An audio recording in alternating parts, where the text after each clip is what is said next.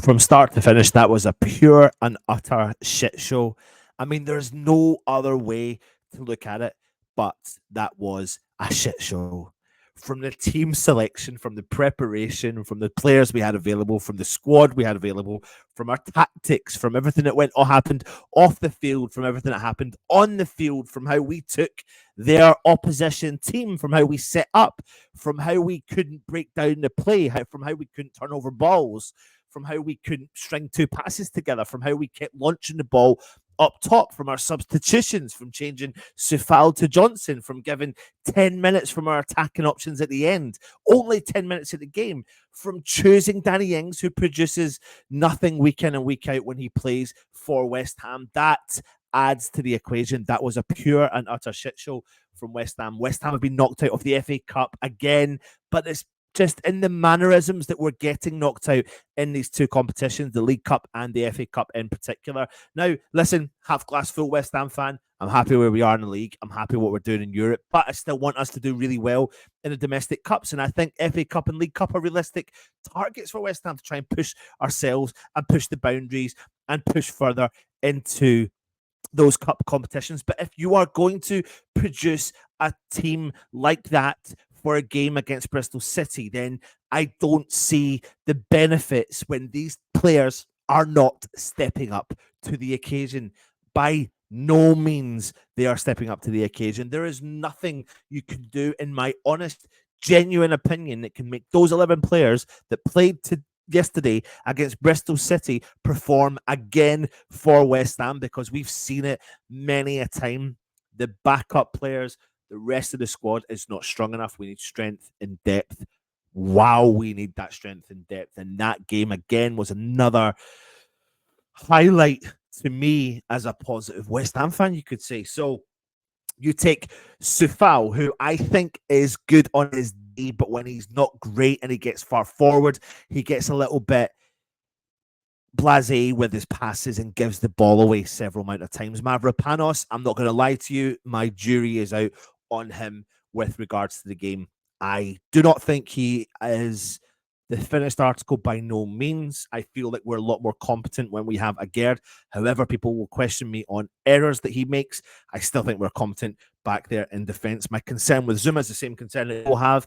Is he actually physically fit or not? Will he be fit for the game at Sheffield United at the weekend? Because he did look like he was holding his knee come the end of that game as well. Emerson, I think he's a fantastic footballer, and I think he really shines when we have quality in the team. And you really see the benefit of him when you have a player like Paqueta in there and they play off of each other. But he didn't have that tonight. As much as I think Emerson had a good game, he still didn't have that understanding along that left-hand side with the players that he had supporting him, which wasn't really anyone. I thought Creswell had an actually okay game, but there's no point in beating about the bush with him because he's not going to be here long-term at West Ham. Ben Rama, I just don't know what the fuck has gone on with this geezer, but it looks like it's going to be the end of the days for him because he got sent off, of course, and it's a 3-match ban, and it means that the next time he can play for West Ham will be at some point in the February, but the January window will be closed. So will he be gone from West Ham? I think he will. I think we'll have to try and generate as much income as we possibly can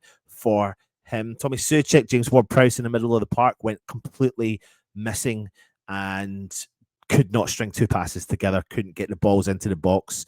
And what I couldn't understand really about even the deliveries, and it wasn't James Ward-Prowse's problem, but we just seem to have lost our va-va-voom with the attacking set pieces. The ability to get that ball. We can get the ball into the box, but we couldn't get our head onto that ball. And it was every single time that ball into the box, Bristol City just dominated. They dominated in strength. They dominated in tactics. They got first to the ball. They got last to the ball. They turned over the ball really well. As much as we had most possession in that game, they played the better football. They looked like the better footballing team. But equally, though, we are an 11-man football team, and that is really what we are. We've switched. Our whole situation has changed over the last couple of years. We've gone from 16 squad to an 11 team. And yeah, it's an exciting 11 team when they're all fit. But if they're not fit, I have got concerns. So it's not great. It was an absolute shit show. I feel sorry for the fans that have travelled again to see something like that. And it is massively disappointing. I'm disheartened. I'm gutted, and I want a bounce back performance. I'm still not over the Liverpool loss in the Carabao Cup. It'll take me a while to get over this loss against Bristol City twice in the Championship. We should have done the job at the London Stadium. We should have got the job done, but we didn't, and we should have put that killer position in and been there, done that, and got it done and moved on to the next round. What an opportunity. Fourth round at home. The fourth round at home. What an opportunity. But we've missed that opportunity again. And it did feel like we threw that game. It did feel like it. No ifs or buts about it. I can't see how anyone wouldn't do it. Unacceptable performance.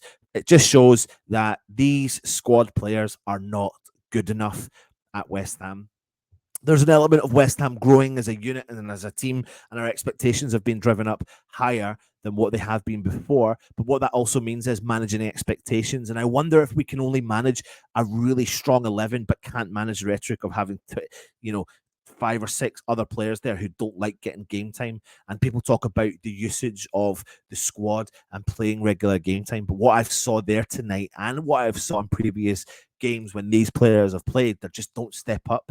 They simply do not step up to the occasion, which is very, very, very disappointing as a West Ham fan, and you are all the same. I thought Max Cornet actually did have quite a good game. He looks like he could be a good outlet. I genuinely think as long as his injury is not a problem, then there could be a small chance, fighting chance for him to grow into a career at West Ham. But if West Ham are going to try and generate some form of income to go and spend that money, then that is probably what is going to happen. He could be heading out the door. Danny Ings, unfortunately, sorry, with all due respect to you, mate, you're not offering anything to the club right now. And coming off the bench, I do feel sorry for Obama and Marshall. Good to see Marshall making his debut. But I think that I would have rather saw them two a lot earlier and been introduced a lot earlier. I'm disappointed. I'm gutted, disgraceful, pissed off, angry, you name it. Everything is there. Anyway. Come on, you irons.